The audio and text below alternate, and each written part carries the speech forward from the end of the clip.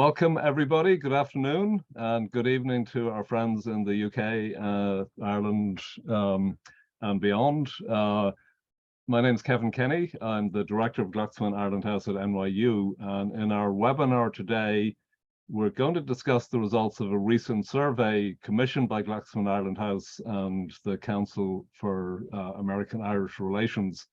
In the words of Brian O'Dwyer, chair of the council, the survey is designed to increase our understanding of Irish Americans and how better to engage them in their ethnic heritage with Ireland. Conducted by Change Research, a nationally rated polling firm, the survey produced really much needed data on this subject by polling over 700 Irish Americans earlier this year. We really lack information and data on this subject, so this is very welcome in the field. It's a long time since work at this level, I think, has been done. Indeed, one could go back to the 1970s for some of it. So further details are available on our website. We're posting links for you during the session. Today's format obviously is webinar style. We're going to have opening remarks from the members of the Change Research team. I will then moderate a brief discussion with the panelists, and then we'll open the floor, so to speak, to discussion. So please put your comments and questions in the Q&A along the way. You don't have to wait until the formal parts of this ends. So I'm going to briefly introduce our panelists today. First, Ted Smyth. Ted is president of the advisory board here in Glucksman Ireland House at NYU. He's also chair of the Clinton Institute board at University College Dublin. A former Irish diplomat, Ted worked on the Irish peace process and early EU membership for Ireland. He was later chief administrative officer at H.J. Heinz and executive vice president at S&P Global, financial research and ratings company. Ted is also a graduate of our program, our MA program here at NYU in Irish and Irish American Studies. He publishes scholarly work in leading journals like the Journal of American Ethnic History and in various chapters in various books, as well as being active in the public intellectual sphere. Secondly, we have Mike Carroll, practicing attorney at O'Dwyer and Bernstein LLP, president of the Council for American-Irish Relations. He has served as Northern Ireland political liaison for the Brehon Law Society, chair of the New York State Trial Lawyers Labor Law Committee, board member of the American-Irish State Legislators, board member also of a recently formed group that we cooperate with here in Ireland House, the African American Irish Diaspora Network. Mike is the recipient of the Irish Echo Community Champion Award of Civil Rights, Northern Ireland. Molly McInerney works across Change Research's marketing, communications, and accounts teams, managing a variety of the company's external partnerships. A fourth-generation San Francisco Bay Area native, Molly received her BA in public policy at the University of Michigan, Ann Arbor. She is a proud Irish and a Syrian American, and her paternal great-grandparents immigrated to California from West County Clare and County Kerry. And last but not least, and possibly foremost, Ben Sullivan works as an analyst on Change Research's polling team, conducting polls all over the country. He holds a BA in government with a minor in data analysis, graduated Phi Beta Kappa from Wesleyan University, lifelong Western Massachusetts resident. He recently moved to New York City. Ben's Irish ancestry dates back to his paternal great-grandparents who immigrated to the United States from County Cork and County Clare. I like the pattern. My mother is a McNamara from Ennis, County Clare.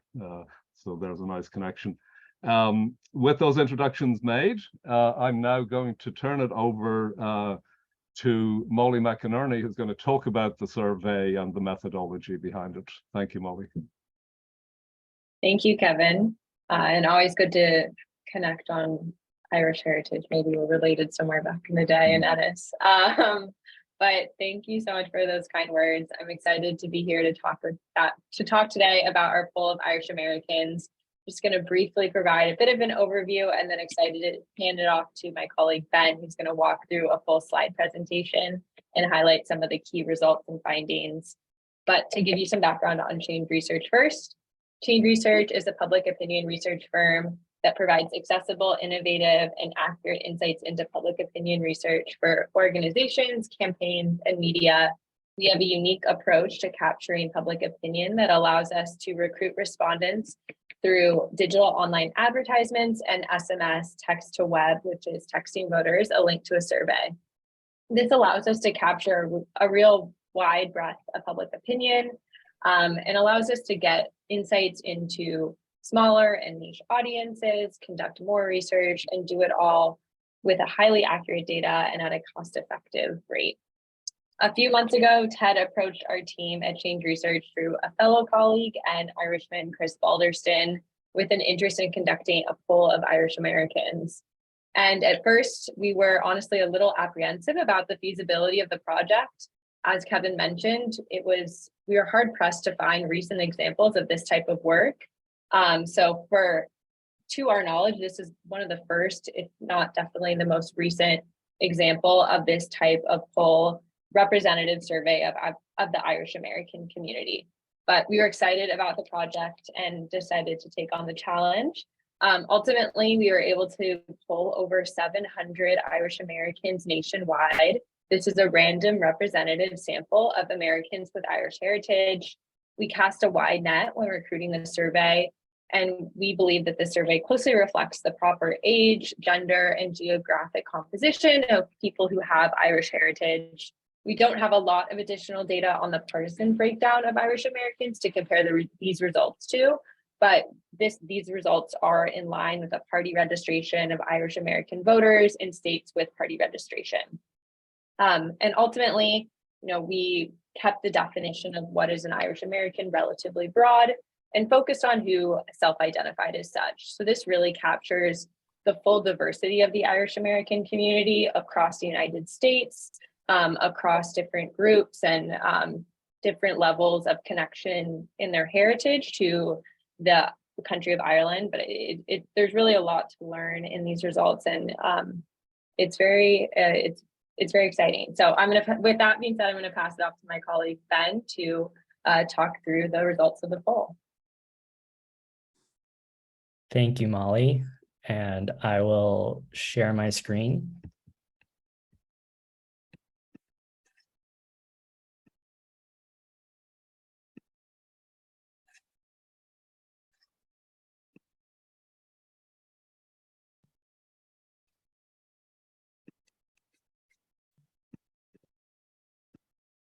So just touching on a little bit what Molly said, she covered a lot of the methodology of how we did this, but to give a sense of how big the sample was, we contacted 736 Irish American voters. It was conducted back in January, from January 24th to the 28th. The modeled margin of error is 3.8%. And as Molly was saying, we contact people online via social media. That's our primary way of targeting people for our surveys. And the way that we managed to do this was we reached out to people through ads. Anybody who said they weren't registered voters were terminated. And then anybody who said that they had no Irish ancestry at all was also terminated. We also asked a series of questions that got at people's relationship with their Irish heritage, their interest in their culture and past heritage. And if people answered that they had no affiliation at all with any of these different types of aspects of Irish heritage or culture, they were also terminated, because we wanted to get people who had a little bit more connection to it. And as Molly said, we conducted it online. We did weighting on region, gender, age, education, and 2020 presidential vote. And here's a look at what the breakdown of our sample looked like. So it's pretty split between male and female. It's a little bit more than half is over 50, but still a pretty decent spread across the age groups. 46% have a college degree, and 54% do not.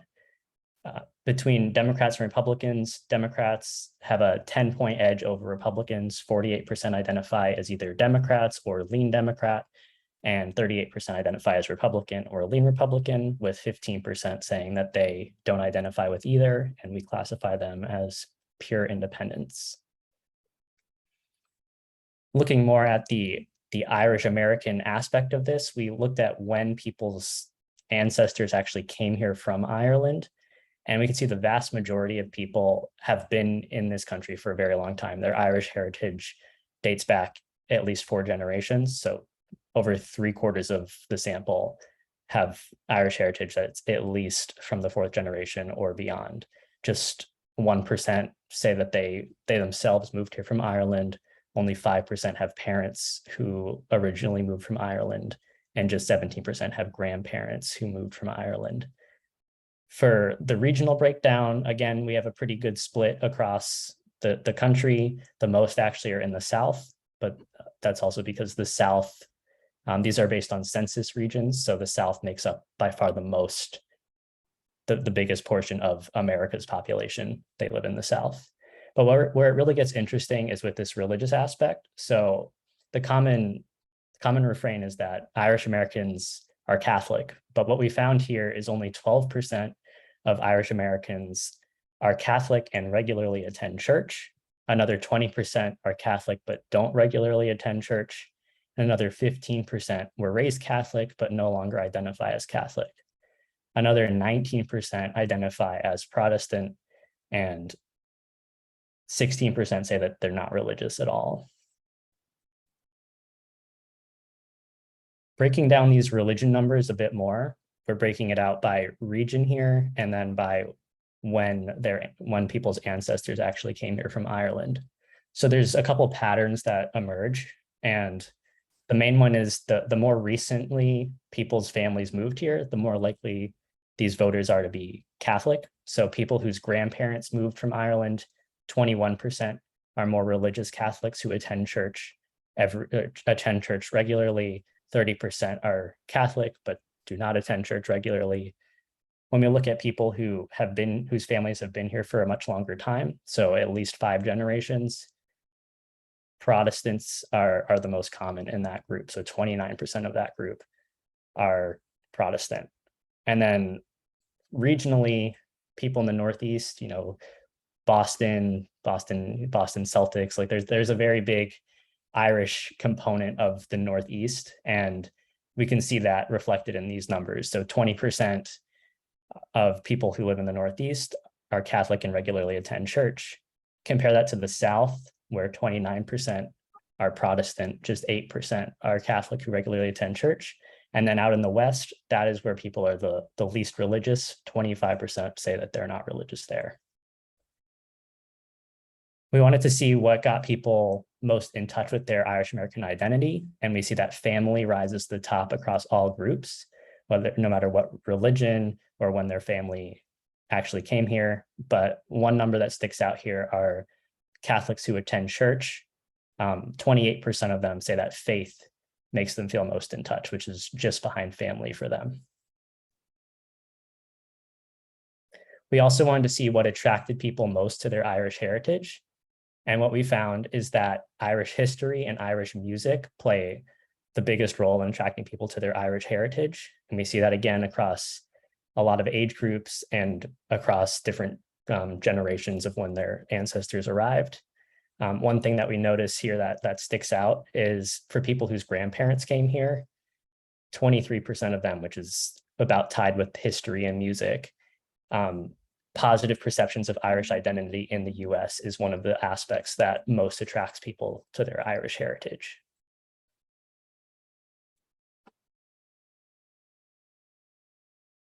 We also asked have you attended any of the following Irish themed events? And in this case, we allowed people to select all of these options if they applied.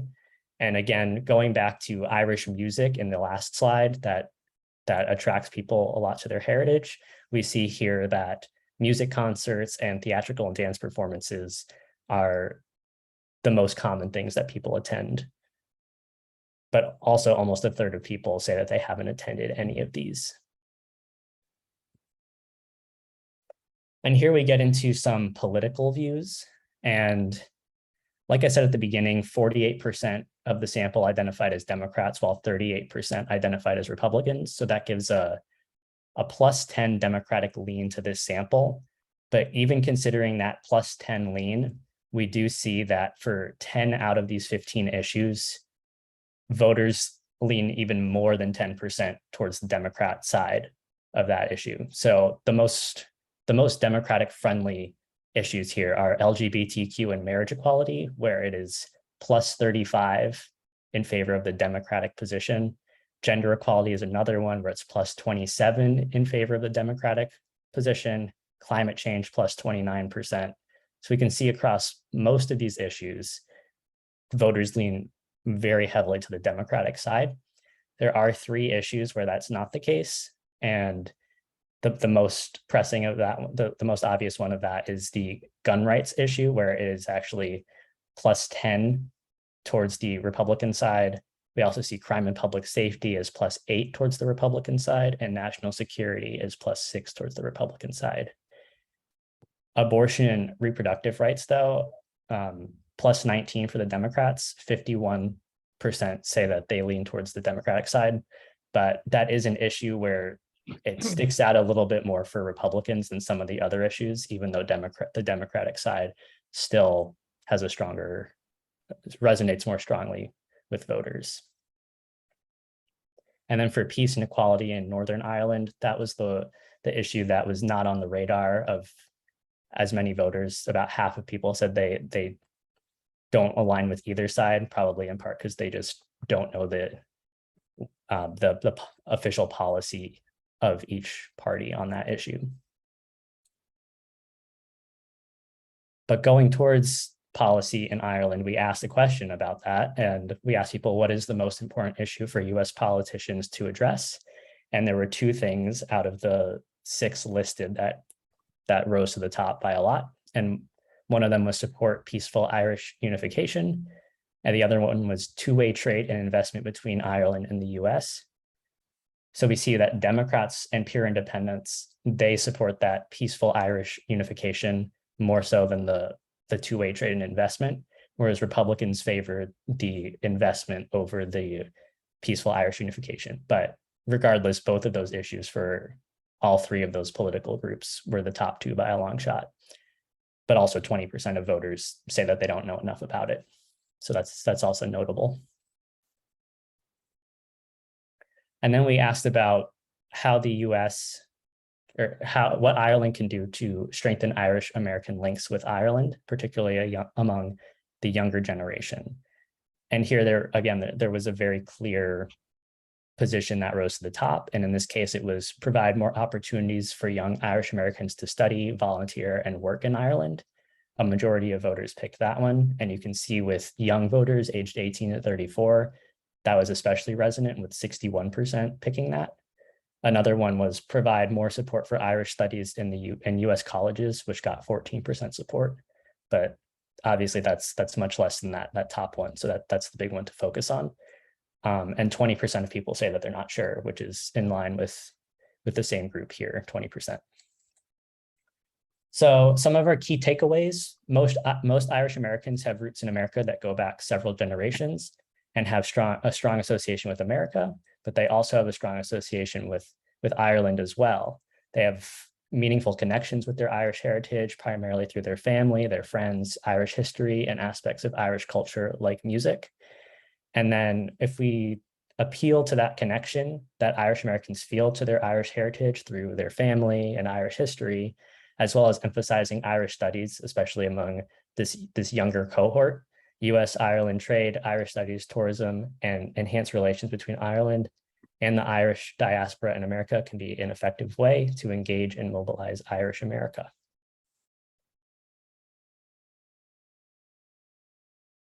And that's what I have.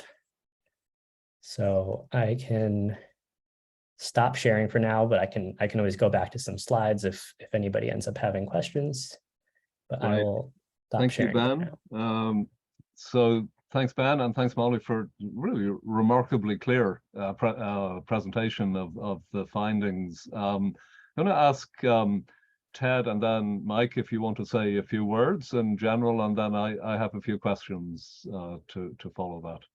Thanks, Kevin, and thanks to Glucksman Ireland House and Council on American-Irish Relations for supporting this survey, and special thanks to Change Research for taking on the challenge of doing what nobody's really done since the National Opinion Research Center in Chicago with Andy Greeley did it back in the 70s and 80s when I first came to America as an Irish diplomat. And when we've all talked in recent years about how do we reach out to Irish Americans? How do we keep the next generation going? But there's been very little actual research done, scientific research. And that means we're sort of going on anecdotal information, stab in the dark. I hope this survey will be the first of many, helping us to detect trends and developments and adjust our strategies and tactics accordingly.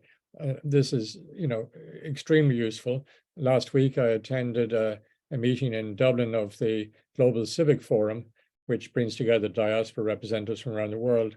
And we all agreed that more research is needed to the needs and issues and values of the Irish diaspora overseas in order to best serve them.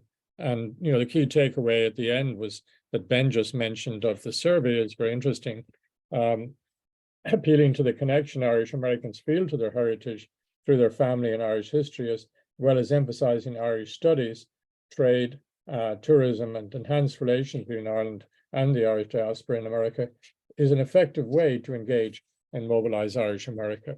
And there's a lot more detail in the survey to back that up. So I think, there we have it. It's extremely important. And I look forward to the discussion and to questions from our viewers. Thank you. Thank you, Ted. Mike, did you want to say a few words? Yes, thank you, Kevin. And thank you, Glucksman Ireland House, for proposing this survey of Irish America. As Ted and yourself have pointed out, it's been decades since a survey has been instituted, a comprehensive survey such as this. And our organization, the Council for American-Ireland Relations, our mission statement is to educate elected officials and the public on issues that are important to Irish America, including the Good Friday Agreement. We now have a roadmap on understanding of where we can focus our resources. And I'm sure a lot of Irish media and civic organizations can use the results of this survey to increase participation as well. So thank you. Thank you, Mike. So I approach this as a historian and as an Irishman, right? Born in Ireland, an immigrant to the United States, an Irish American too. So as a historian, what the survey is revealing is what is Irish America today? That's what we're looking for. What is Irish America today? As a historian, I approach that question first and foremost by saying, well, what was Irish America and are we seeing change? Secondly, as an Irishman, I'm always interested in the convergence or divergence between Irish America and Ireland. That's something that's very much in the news in recent weeks. So naturally, then I start with religion. And I'm wondering for the panel in general, for Ted and Mike in particular, were you surprised by the findings that Ben has laid out on religion in this fairly large sample poll? Well, I think it underlined the fact that it's been pointed out by the US Census that majority of Irish Americans are in fact Protestant and somewhat removed from practicing their Irish identity. But nevertheless, when asked, they self-identified as Irish, which is really interesting, and represent a group of people who, we've tried in the past to reach out to more, but not necessarily very successfully. And people like J.D. Vance obviously has, talked a lot about his Scots-Irish background, but it tends to be very much a Southern factor. So I think that, to me, that's important. In terms of the practicing Catholics, I was surprised that only 12% on a nationwide basis regularly attend church. It's obviously higher in the Northeast, but that in a sense reflects what's going on in Ireland with the changeover in religious practice. The three pillars of Irish American identity since the famine days, were, as we all know, the Democratic Party, the labor unions, and the Catholic Church, and those, of this Irish Catholic identity. And, they're all changing. Obviously, we see still a majority, according to the survey, are Democrats, but many are Republican. The labor unions are much weaker now, although they still have Irish American leadership.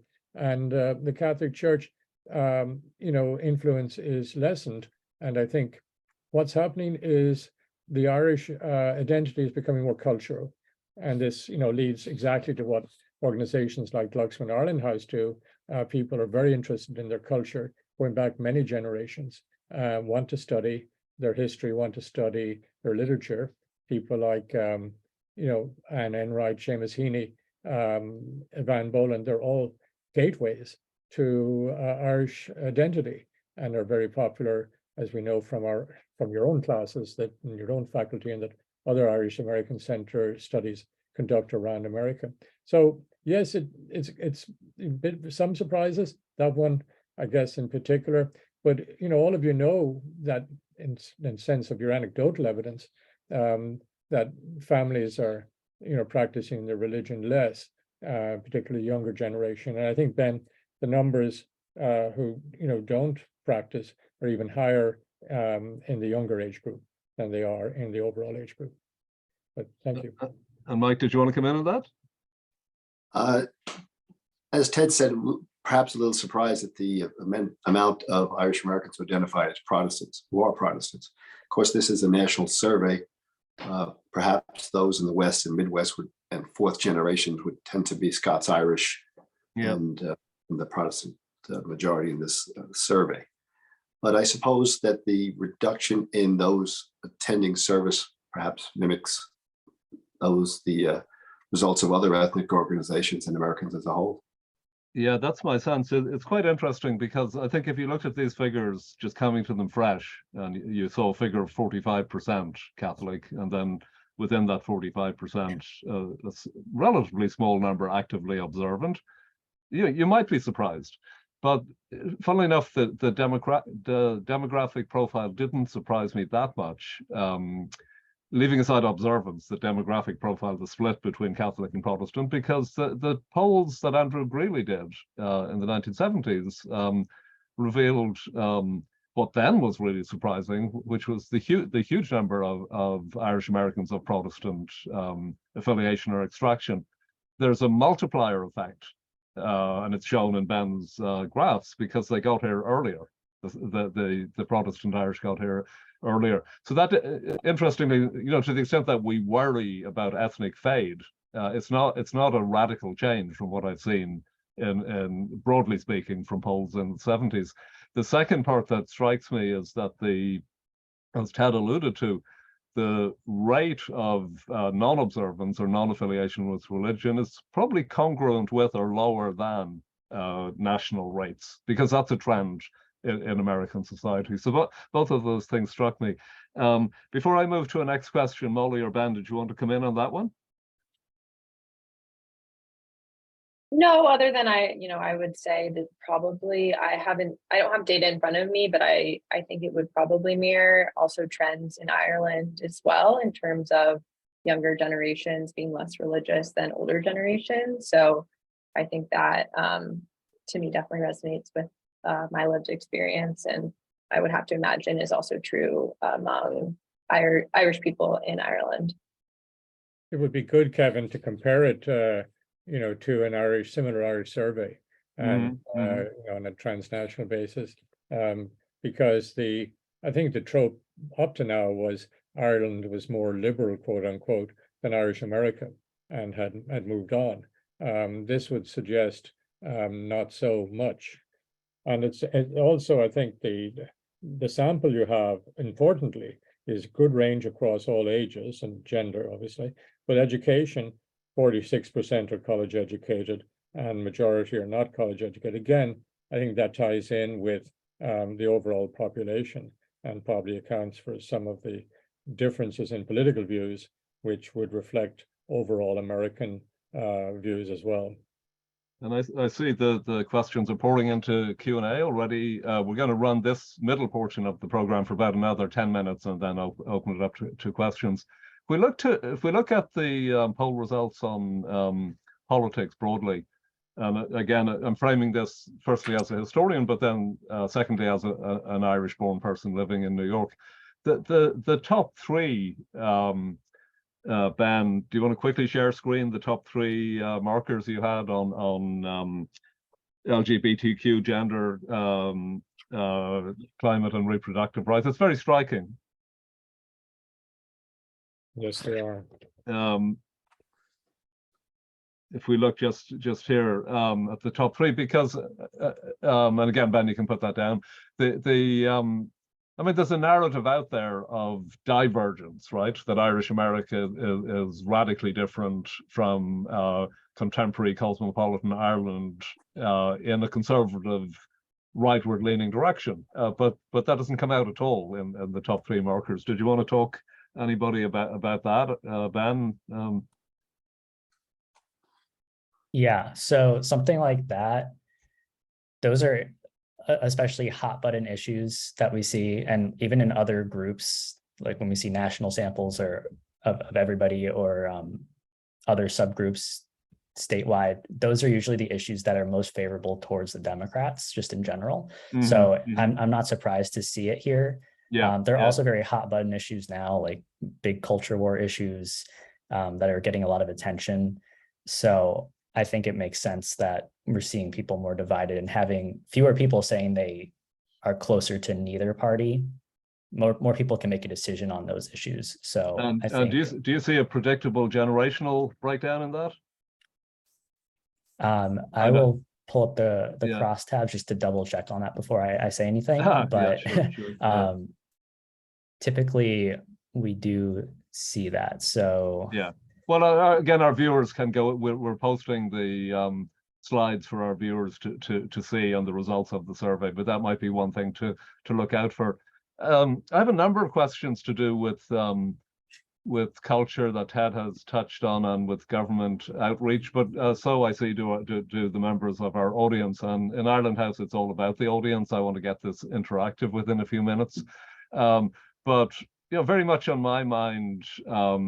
This week, of course, and last week, of course, has been Joe Biden's visit to Ireland. And Ted, of course, you were over there at the time. And for those of you who've been covering the transatlantic media, from the caricature of Biden as a Guinness drinking leprechaun, though he's a teetotaler, as far as I know, that's maybe predictable. But what was a bit surprising to me was some of the coverage in the Irish media as well. The sense either that Biden is out of touch with the real Ireland, or that Biden's Irishness is fake or instrumental or posturing. And I just think that is, my own view is that that's fundamentally based on a misunderstanding. I think there's a transatlantic breakdown in communication about what ethnicity means in the United States. So now I'm editorializing, but let me throw that open for debate. Couldn't agree more, having been over there.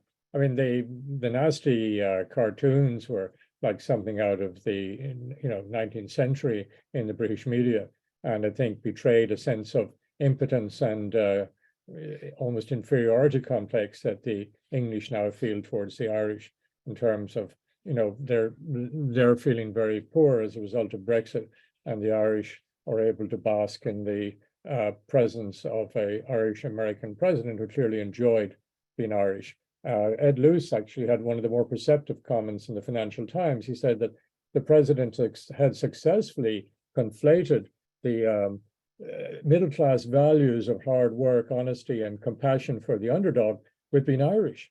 As somebody said, what's not to like about that if you're Irish? So he did that. And the second point I'd make is, and some of the commentators miss this, Joe Biden is very courageous in his politics. He is clearly very devout Catholic, daily communicant, carries his rosary, but he also believes in the separation of church and state. and adheres to that very closely. And even though he's personally against abortion, he believes there should be legalization to protect women's reproductive rights. And he stands for that. And he stands for equal marriage. In fact, he was the one, as vice president, who pushed President Obama into supporting equal marriage. And so people miss that about him, but I'm editorializing a bit now too. But I think we could all benefit from this sort of research and reading it and understanding more.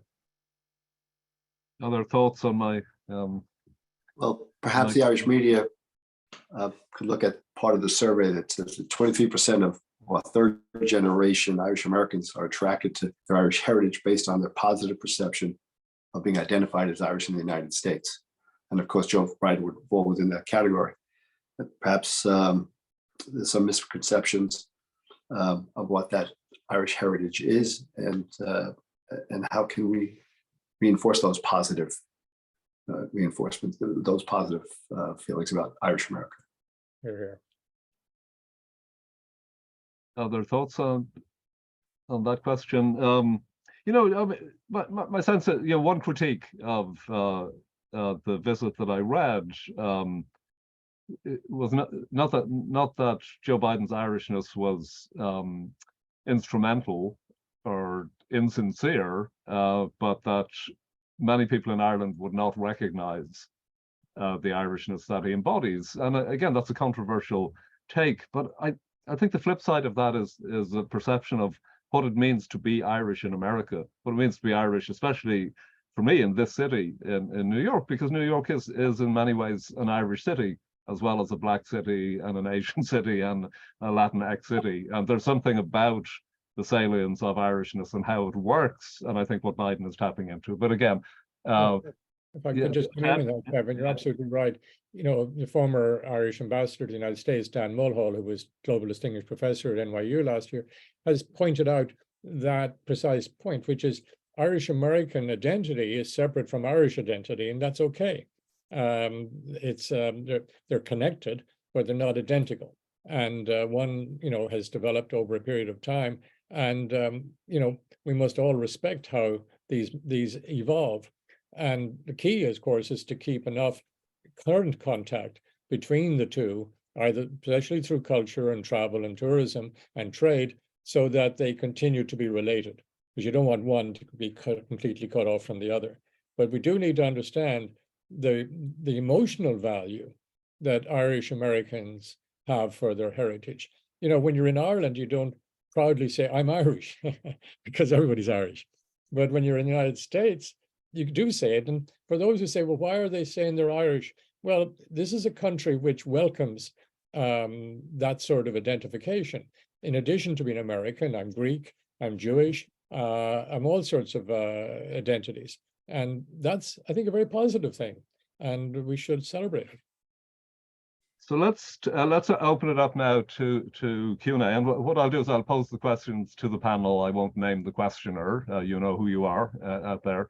And two questions I see here that are complementary and in an interesting way. The first is simply straightforwardly, was Irish dance, River Dance, Lord of the Dance, at all as significant?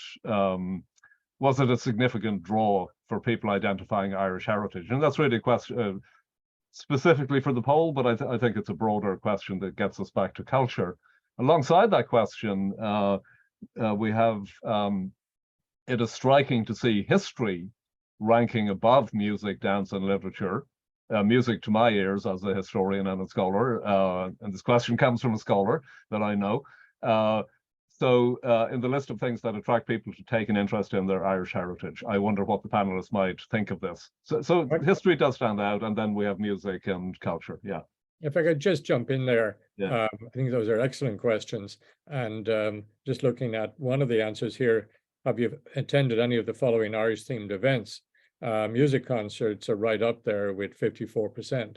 So that certainly suggests the importance of River Dance and other music groups, because music is a wonderful gateway. It transcends education, age, and many other barriers in class and so forth. So that, yes, river dance immensely important. They keep reinventing themselves. Those of you who've been recently will note that Morgan Bullock is an African American dancer, step dancer, who's something of a TikTok sensation, is a member of the troupe. And it's lovely to see diversity in it and the energy of river dance, which really brought so many people back to their heritage, or indeed brought many people with no Irish ancestry in close contact with a really dynamic form of step dancing. And then, the second question, history. Neil O'Dowd of Irish Central and I, we've debated this because we've seen this sort of indicated before. And I'd love to do more research on this. Does that really mean more their personal history rather than objectively? I mean, I think it's probably a bit of both. There's a lot of research that can be done now on your ancestors, which boats they came on, where their immigrant savings bank accounts and so forth. And that to me is possibly a way of engaging and maybe what people mean, but we need more research on that. I don't know if any of the other panelists can add something more to that. Myself with Riverdance, I think it was also helped by the timing. Ireland was coming out of what might be perceived as a backward nation at the time to joining the world stage as a leader in IT and success. So Michael Flatley's production really took hold, looked ground. It was also multicultural. He was, in a sense, he was bringing in African-American dance into the play, and Michael himself is from Chicago. As for the interest in Irish history, 33% of those responded said that they were interested in their Irish heritage. I suppose the question might be, where did they learn their Irish heritage? Is it through academics, through family stories, or writings that they, of their own volition, that they explored? And are they interested in learning more about the Irish history and what type of history, cultural, political, or conflict? And in that respect, I mean, it really is striking to see Irish studies programs as emerging as significant in the poll. And looking at Ted's question, so to speak, from the inside out, as somebody who runs such a program and does public programming, it tilts towards history. Definitely, we'll have a packed house here in Ireland House every Thursday evening. We'll have 80 people, 100 people sometimes packed into our space. And I suppose one thing about history as a discipline, it can be a technical and austere discipline, but it's based on storytelling and on narrative, and it has that appeal. Let me turn to two questions that take us perhaps more into the empirical findings, and maybe Molly and Ben, and I don't want to put you on the spot if you don't have the data to hand, but the first is regarding independent voters at 15%, and broadly speaking, where might that figure stand in relation to the broader electorate? The question is there a reason that this might be larger than otherwise expected? And I don't know if we have the data to answer or speculate on that. That's actually pretty standard. We normally see it somewhere between 10 and 15%, depending on where we're polling. Okay, so it's roughly parallel. And then there was a question also about the figures presented. Did more than 19% identify as Protestant? It's a quick clarification. Were the majority of people polled Catholic? What's the actual finding there? So 19% were Protestant, and then 47% were Catholic, but that includes people who regularly attend church, people who don't regularly attend church, and people who say they were raised Catholic but no longer identify as Catholic. All those three together are 47%. And of that number, 12%, 12 of that 47 were 12% regularly attending church. Yeah. Correct.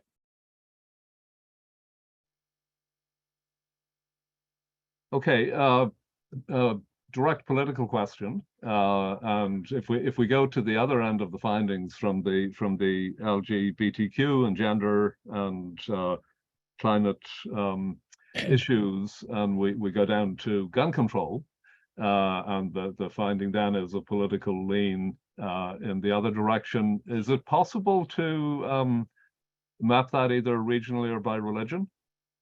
Yeah, we can do that by yeah. both. And I saw the question, and it's actually it's pretty interesting because we have the Catholics broken out by those three categories. And for the Catholics who attend church, they're more religious, they tend to be more conservative. So for Catholics who attend church, they are 38% higher for the Republican side. For Protestants, and these are all Protestants, those who attend church, those who don't, we didn't break it out by that. Protestants in general, 24% in favor of the Republican side over the Democratic side. When we look at Catholics who don't attend church, it's 16% towards the Republican side.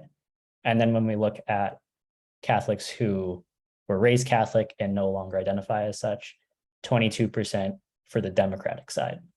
Mm-hmm. So the spectrum here is religious Catholics who attend church are the most conservative on this issue, followed by the Protestants, followed by Catholics who don't attend church regularly. And then on the complete other side of the issue are people raised Catholic who no longer identify. Wow, so you have really great data on that. Great answer. Molly, did you want to come in on that? No, I think Ben sort of covers that. I mean, I think I was pleasantly surprised by the findings to show that there was overall a shared identity with being Irish American that seemed to coalesce around some of these ideas that I would describe as social justice orientation or belief in fairness. Ted was talking about labor unions being one of the core, identities of Irish Americans historically. And I think that is something that I was raised with, that sort of shared value set.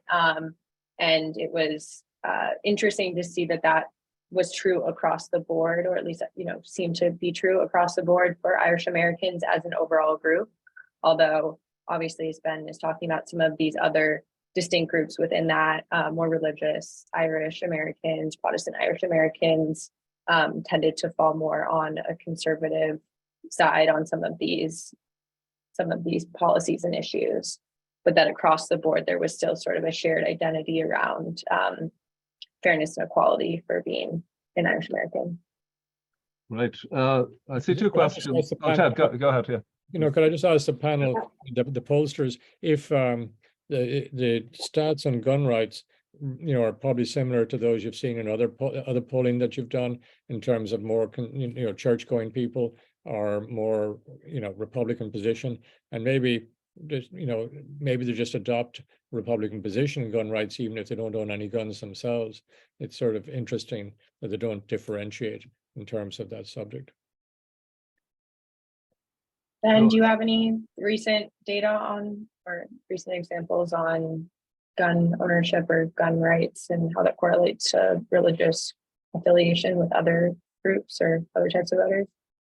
I haven't done anything recently connecting religion to gun ownership specifically, but typically what we see across any poll that we do is the more religious a person is, regardless of what religion they follow, the more conservative they tend to be and the more sympathetic they are to Republican causes. And then the less religious people are, they tend to favor Democratic issues. It's not unique to the Irish American community. Yeah. And probably as a whole, those who are in a more rural area, it's a cultural issue as well. Yeah, correct. That's right. So I see two related questions about the Irish famine and historical memory, and this I think is very important because the foundational event in Irish American history is the famine migration. That there was plenty of migration before that. I'm a historian of Irish migration, so I'm not saying that Irish migration began in the 1840s. There's a century and a half before that, but there's a foundational moment in the middle of the 19th century, and from that experience of trauma and exile emerge the core elements of an Irish American identity. So we've got two questions. Interesting question. The first one is, can a survey, or a future survey would have to be, control for misunderstandings. And what's meant by that is, it's often the case, when you're talking about immigration, and you say, my ancestors came over through Ellis Island and the Statue of Liberty. And then you ask, when did they come? The 1820s, right? So that's not the right answer, but it's part of historical memory. And in the Irish case, my ancestors were famine refugees. When did they come? Well, if I look into it, 1820s or 1890s, right? So there's a possibility for a really powerful historical memory coinciding with distortion of the past. Then the second question we have is about the same topic, but in a quite different way, which is the fundamental importance of the famine and remembering the famine today. And it's a specific question to do. Some of you may know that there was a famine museum in Hamden, Connecticut at Quinnipiac that was closed. Here's a question for the panel. This is important, right, in terms of what is Irish American identity today. What do you suggest might be done to save that museum, or in an analogous situation to take? That's the question from Q&A. Well, I could just jump in there. Angels fear to tread. It's obviously a controversial one, but as a foundational moment, it should be marked. And the museum at Quinnipiac, was a very good one. I'd like to see a museum more centrally placed in a center of Irish American, city or area where a lot of people pass through all the time, whether it's New York or Boston or another city, in a location that would properly, be properly documented and so forth. So, at one stage, I'd hope that maybe the Irish Arts Centre could have the space because they have an audience coming through for plays and concerts all the time. And people, could, before they go into a performance, see a part of the show. So yes, we really need to get after this and do something to, commemorate the famine and what it meant in a very, honest and historically accurate way. I see a question here. According to the findings, almost 3/4 of Irish Americans are not members of any Irish group. And online groups are the most common organizations Irish Americans are involved in, 15%. Assuming that's congruent with the findings. Again, it's interesting to me as a historian of migration and diaspora, how much of belonging community is being created online, and how technology has changed ethnic and diasporic affiliations. The question then is, in light of that, what about engagement with the established Irish American organizations, for example, the AOH? Do these things go together, or are they pushing against each other? If I may, I found that quite interesting as well. Yeah. The survey is of Irish Americans who take the time to answer a lot of questions, a detailed survey about their Irish heritage, and yet nearly 3/4, 72% of them are not a member of any Irish organization at all. I think this should be seen as an opportunity for a lot of these organizations for outreach. Locate them, contact them. Perhaps they didn't know these organizations existed, or perhaps they don't realize that they will be welcome with open arms to join and attend. Yeah, I agree with Mike. Yeah. It's both a worry and an opportunity. It's particularly worrisome that so many of the great organizations that have done so much for Irish America over the years have an older cohort now, and younger generations maybe aren't joining. We didn't get a lot into sport. I mean, there's obviously GAA, there's Cultus Culturae. There are other aspects where young Irish Americans gather. This could be, I think, explored a lot more online. We're online here today. It's a great discussion. The only thing it's missing is a cup of tea afterwards, or a glass of stout, but which would enhance the experience greatly for all of us. But given, faute de mieux, it's what we have, and it does connect a lot of us from around different parts of the country and the world. I think we need to do a lot more on this front. We need to find out what's working. People sort of want to gather where there's affinity. You know, the doctors gather with doctors, and builders gather with builders, and police gather with police. It's different. You know, just because you're Irish American may not mean you want to spend a lot of time with a particular other Irish Americans. You need affinity groups, and there's a lot more of that going on. It's been encouraged by the consulates and by the embassy, and I think you're right, Mike. If the 6 consulates could assist this process, I know they're doing a lot to try and bring best practices together. How do you best reach out? How do you make it interesting for people to actually come together and get it, have a good time and become properly engaged? So in the 5 minutes left, I want to address 2 of the questions I see, and then maybe get some wrap-up comments from the panelists. Ben, I don't know if it's possible to answer this quickly, or maybe even post an answer. It's the question about evangelical Christian, asking if survey respondents were evangelical Christian. And I think you do have data on that. Yeah, we included that, and Yeah. that was one of the options. 3% said Yeah, that they were and that'll be in the evangelical. slides that we're sharing and in the data that we're sharing. The other, I just want to read the first part of the question as a statement and endorse it for myself. And I got quote unquote, after being in New York City for a short time last year searching for work, I felt more Irish there than at home. Not saying that as being positive or negative, but I loved feeling so Irish, end quote. However, that story doesn't have a happy ending because it runs into visa issues. Does the panel have thoughts on visa reform? And I want to broaden that into a political affiliation question, because how about the vote in presidential elections? How about the right of Irish or Irish Americans abroad? Any comments on that issue? I know Mike and I are passionate about this subject, and on both of them, frankly, a great deal of work has been done, and more needs to be done.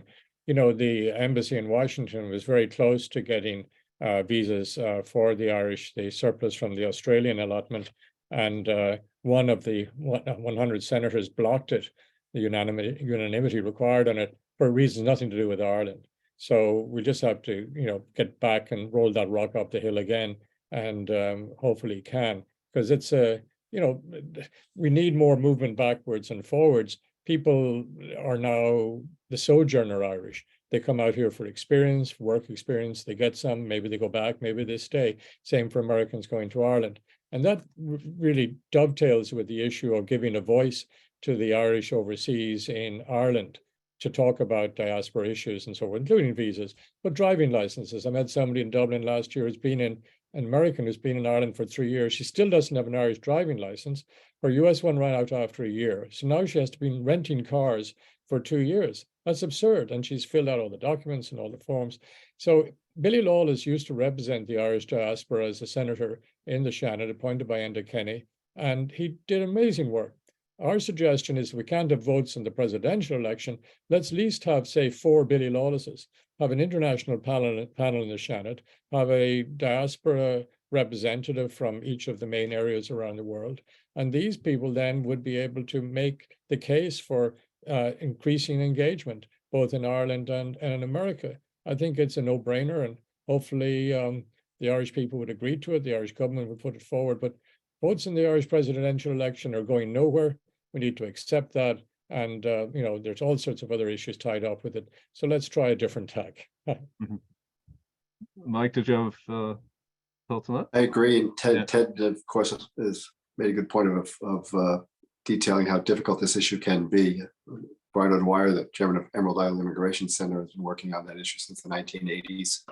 And Billy Lawless, of course, as he mentioned, from Chicago, did a fine job organizing support on both sides of the aisle in the Senate, which is crucial if comprehensive immigration reform is to be accomplished. Right, and I think as we're up against the hour, we're really circling back now to we have this really rigorous survey. We have the data, and I wonder if each of our panelists, and we'd go in the order perhaps that we started with, Molly, Ben, Mike, and Ted. Okay, so we have it. What do we do? Or what might be the next steps? That could be at a methodological level. what kind of survey would work best, or it could be at a politic and strategy level. Molly? Yeah, I think, this poll certainly shows there's a real hunger for people to know more about their Irish heritage. I think especially among younger generations, there's an interest in being connected to a broader cultural heritage that they come from. And Irish Americans feel that, and they have opportunities. They, again, feel that being Irish in America is a positive thing, and they want to feel connected with their heritage. And we also know younger generations really care about experiences and the ability to travel and explore. So things like making opportunities for younger Irish Americans to live and work in Ireland, or to study Irish heritage, or play Irish football, or play, do Irish dance. I think there's a ton of really exciting opportunities to foster that mutual relationship across Ireland and the US. And I think that poll really speaks to it. And I would just definitely recommend that this, community of people continue to survey Irish Americans regularly, because there's so many more questions we could ask, and there's so much more we can learn. Thank you, Molly. Ben? Yeah, I think Molly makes a lot of good points, and sort of piggybacking off of what she was saying, I know that there's a big conversation about how, communities are sort of disintegrating in America. The people can't really find communities anymore. They can't find people who have like a common interest, a common purpose, or a common heritage. And we see that a lot with younger voters. And we see that in the results themselves. Like, people who are younger don't have as much of an association necessarily with some of these Irish groups or some of these Irish cultural events or heritage, anything like that. So as Molly was saying, giving people the opportunity to embrace that, sort of reaching out to them. They're very interested in having more opportunities to study in Ireland, more opportunities to take classes about Ireland and their Irish heritage. So going that way and trying to foster a sense of community, I think, would be open to a lot of people, and they'd welcome it with open arms. Great, thank you, Ben. Mike? Well, it was very interesting to see that regardless of how far back in your lineage your people came from Ireland, you still had a strong connection to being Irish. We also find out that half of the respondents view Ireland through a political lens. So it'd be interesting to find out, where do they receive this political news from? Is it from Irish America outlets like the Irish Voice and the Irish Echo, or is it from news media from Ireland that they're getting online? And outreach through these organizations can be a tremendous boom to making sure that the perception of our community is a positive one, and we all stay engaged. Thank you. Ted Smyth? We know from the data that working, studying, and volunteering in Ireland really cements the connection for young people. And so one way for all these Irish organizations that are aging out would be to recruit 2 or 3 young people every year and send them to Ireland in a framework that could be designed with the Irish government and with agencies in Ireland, so that they have a good quality experience in the summer. These would be college-age students. So a number of us have been talking about this, but I think it just needs to be embraced. And then you begin to build up annually a cohort of people who really love Ireland, are experienced with Ireland. They will become, enthusiastic members of the organization that sponsor them. And I think you'll go on from there. So let's just see what can be done with that. I know a number of people like Neil O'Dowd and Liam Lynch and others have tried to get this started, but let's go back and visit that, and hopefully the Irish government and the embassy and consulates will provide leadership for all of us on that. On that note, thank you, everyone. Thank you very much. Thank Thank you. you, Kevin. Thanks everybody for listening. Molly, Ben, thank you.